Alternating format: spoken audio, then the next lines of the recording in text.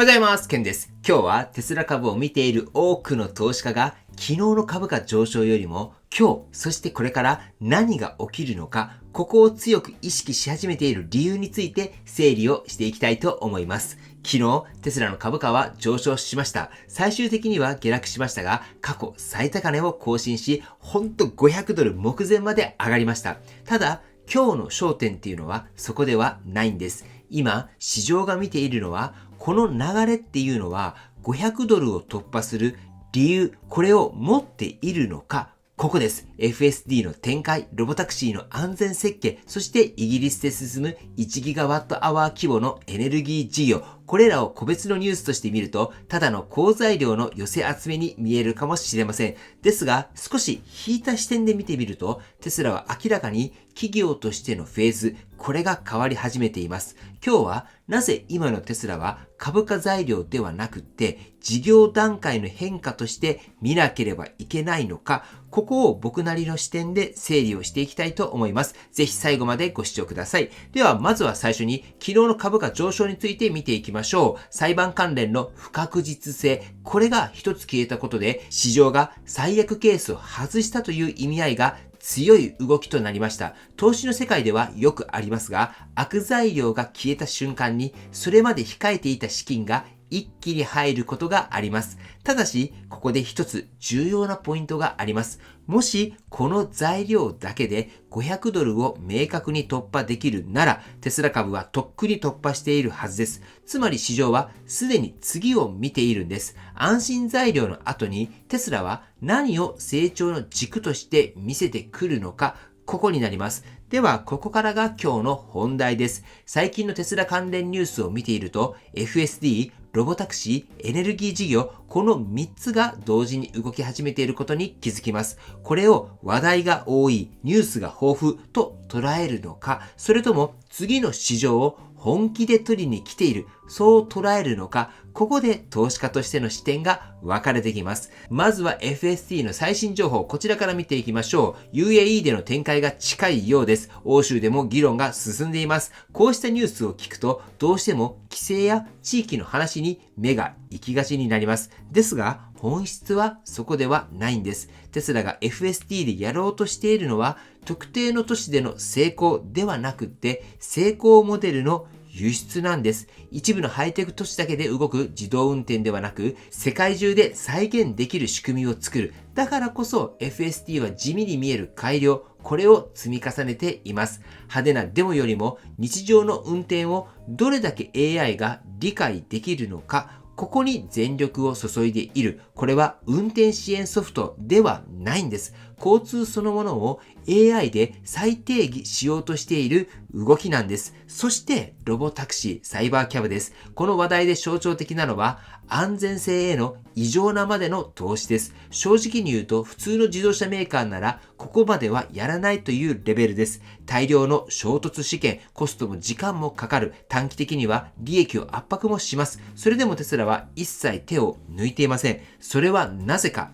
それは人が運転していない前提の車を作っているからです。従来の安全基準は人がハンドルを握ることを前提にしています。でもロボタクシーは違います。判断するのは AI、責任を持つのも AI、そしてそれを設計した企業となります。ここで事故が起きれば言い訳は一切できません。だからテスラは車の安全ではなくシステム全体の安全を作っているんです。これはもう EV メーカー同士の競争ではないんです。テスラは社会インフラとの競争をしているということになります。ここで他社との違い、これがはっきりとしてきます。多くの自動運転企業は限定エリア、限定条件での実用化、これを目指しています。それはそれで正しい戦略です。ただ、テスラは違います。一般道、一般ユーザー、一般環境、これを前提にしています。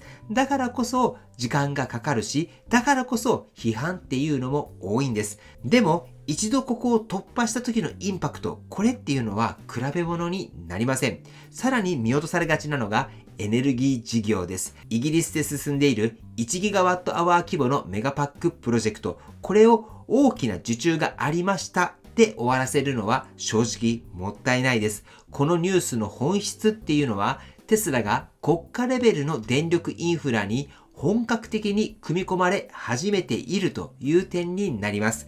電力を貯める再生可能エネルギーの不安定さを吸収するピーク時の電力価格を抑える。これは車を何台売ったとかそういう話ではないんです。社会の基盤を支える役割となっているんです。そしてここに AI が加わると何が起きてくるのか、需要予測、供給制御、価格の最適化、すべてがネットワークされていくんです。ここで全てがつながってきます。FSD っていうのは移動の AI、ロボタクシーっていうのは都市の AI、そしてエネルギー事業っていうのは電力の AI。テスラは今 AI で制御される巨大なインフラ企業へ変わり始めているんです。この視点で見ると500ドルっていう数字の意味が変わってきます。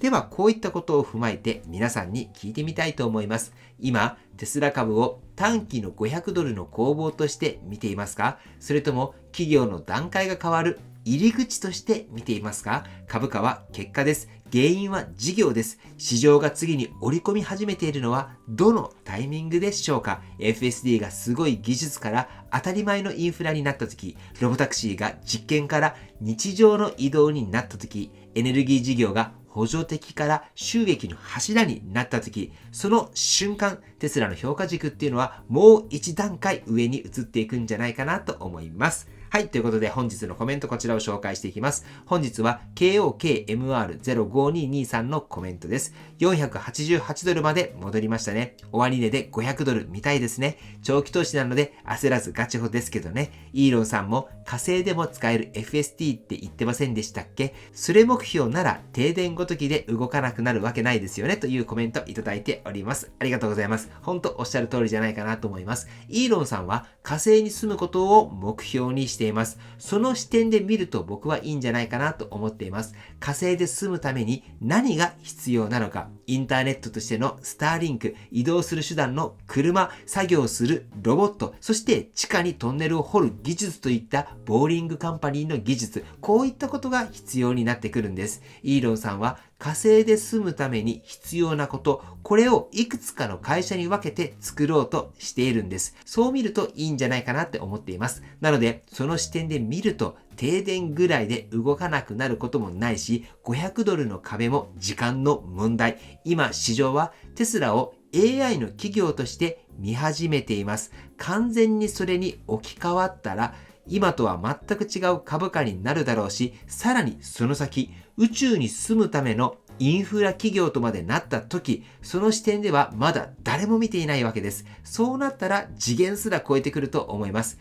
AI 企業になったその次は多惑星で住むためのインフラ構築会社になると僕は思っています。どうでしょうか？そういった視点で見た場合には10年、20年とかではなくって、ほんと30年後、40年後、50年後、その時にテスラがどういった企業になっているのか、そこまでを踏まえて投資をしていくと非常に面白くなってくるんじゃないかなと思います。はい。では最後にテスラの株価をチェックしておきましょう。本日は少し下げて、現在485ドルとなっております。はい。では本日の内容は以上です。今回の動画が参考になったと思われたら、高評価をよろしくお願いします。僕の YouTube は毎日発信しています。僕の YouTube をご覧になってもらえば、テスラの情報はほとんど網羅すると思いますので、チャンネル登録がまだな方は、チャンネル登録の方をよろしくお願いいたします。では、今日もご視聴していただきありがとうございます。テスラのある生活を楽しんでいきましょう。ではまた。追伸です。今日はこれから青森に行ってきます。人生初の東北であり、青森に行きます。青森はちょっとテスラ関連の仕事で行くんですけれども、こちらに関しては来年皆さんに紹介できるんじゃないかなと思っています。そして今日は日帰りで行くんですけれど、非常に楽しみです。この YouTube を作り終わったら準備をして向かいたいと思います。道中の様子っていうのは X で投稿しようかなって思っていますので、よかったら X の方のフォロー、こちらの方もよろしくお願いいたします。フォローしてもらったら何か一言いただくとフォロー返ししますので、何か一言よろしくお願いいたします。はい。では本日も最後までご視聴していただきありがとうございます。素敵な一日をお過ごしください。そしてメリークリスマス。